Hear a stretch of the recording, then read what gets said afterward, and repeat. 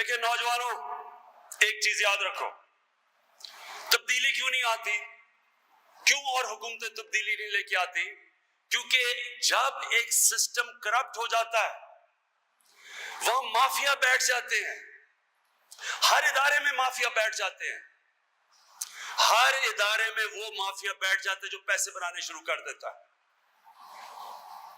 جب آپ تبدیلی لے کے آتے ہیں تو یہ مافیا آپ کے سامنے کھڑے ہو جاتے ہیں، اور جب یہ کھڑے ہوتے ہیں تو آج تک جو حکمران آتا ہے وہ کہتا ہے اچھا جی میں اپنی کرسی بچاؤں، میں کیوں ان کا مقابلہ کروں، ان سے مکا کر لیتا ہے، اس لیے تبدیلی نہیں آتی۔ جنرل مشرف نے جب احتساب شروع کیا تو ہم سارے جنرل مشرف کے ساتھ تھے، لیکن اس کو پھر بتایا گیا کہ جنرل صاحب یہ آپ کیا کر رہے ہیں، یہ تو آپ کی کرسی خطرے میں آ جائے گی، سب اکٹھے ہو جائیں گے۔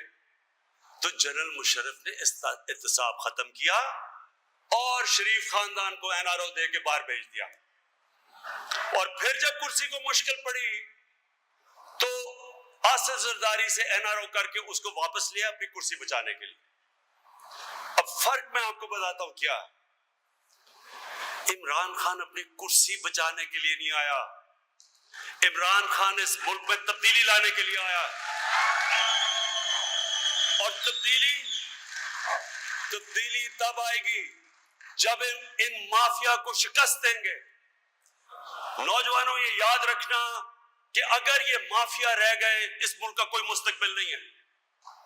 یہ وہ لوگ ہیں جن کے پیسے اور دولت باہر پڑی ہوئی ہے، اس ملک سے پیسہ چوری، روپیہ ایک وجہ سے تو یہ گرتا اس لیے ہے کہ ہم ایکسپورٹ کم کرتے ہیں، امپورٹ زیادہ کرتے ہیں، لیکن دوسری وجہ سے کیوں روپیہ گرتا ہے؟ منی لانڈرنگ سے، جب یہاں سے پیسہ چرا کے ہنڈی اور حوالے سے ڈالر لے کے پیسہ باہر بھیج دیتے ہیں۔ یہ سب ان کے پاس پیسہ کدھر سے آیا؟ یہ شریف خاندان کے سارے جو بچے ہیں، 8 ارب روپے کے گھر میں رہتا ہے حسن شریف، کدھر سے پیسہ آیا؟ جو مریم کے نام پہ میفر کے فلیٹ ہیں وہ اربوں روپے کے ہیں، کدھر سے پیسہ آیا؟ وہ حسین شریف، وہ اربوں کی پراپرٹیز ہے ان کی، کدھر سے آیا پیسہ؟ وہ اسحاق ڈار جس کے والد سائیکلوں کی دکان تھی، وہ آج اربوں پتی، اس کے بیٹے اربوں پتی ہیں۔ کیوں بھاگے ہوئے ہیں؟ کیوں ملک سے باہر بھاگے ہوئے ہیں؟ کیوں نہیں آ کے جواب دیتے؟ میرے سے انہوں نے جب انتقامی کارروائی کر کے پوچھا کہ جی آپ کا یہ جو آپ کا بنی گال کا گھر کدھر سے آیا، اور پھر آپ کا لندن میں فلیٹ تھا وہ آپ نے کدھر سے لیا؟ 10 مہینے میں نے عدالت میں 60 دستاویزات 60 ان کے سامنے میں نے دیے، جس میں میں نے بتایا کب کس پیسے سے وہ لندن کا فلیٹ 40 سال پہلے کس پیسے سے خریدا، کتنے کا خریدا، اس کی میں نے ڈاکیومنٹس دکھائی، وہ بیچا کتنے کا، منی ٹریل بتائی کہ وہ پیسہ پاکستان کیسے آیا۔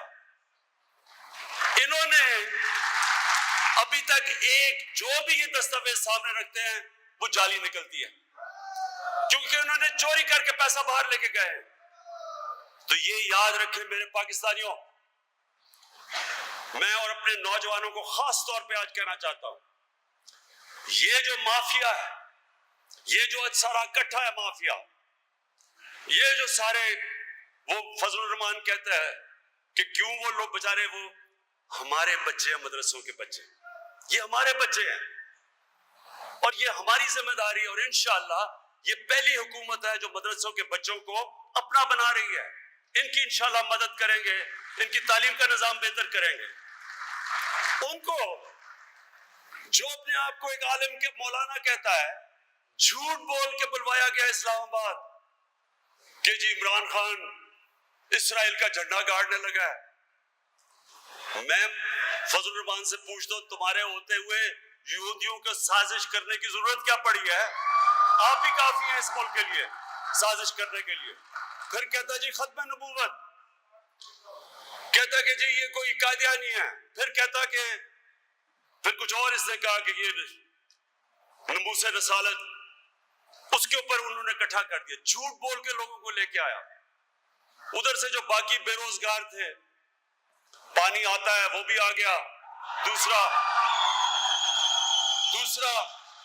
شہباز شریف جو جھوٹا مینڈیلا وہ بھی پہنچ گیا، اور انہوں نے وہاں کھڑے ہو کے وہ ایسی تقریریں کی، دل سے تقریریں نکل رہی تھی، لیکن اس کا صرف ایک مفہوم تھا کہ کسی طرح جس طرح ہم مکا کر کے سارے مل کے ملک کو لوٹتے تھے، پھر وہ وقت آ جائے، عمران خان تم اپنی کرسی آرام سے سنبھالو، 5 سال حکومت کرو، بس یہ ہمارے اوپر سے کسی طرح یہ جو کیسز ہمارے اوپر، اور کیسز ان کے زمانے کے بنے ہوئے ہیں، یہ بھی سن لو، یہ کیسز ہم نے نہیں بنائے، یہ کیسز بھی ان کے زمانے میں ہیں، کسی طرح ہم بچ جائیں۔ میں جب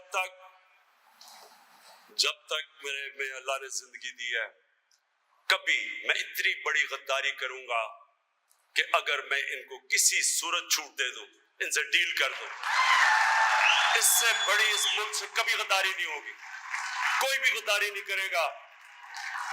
اور اس لیے نوجوانوں، آپ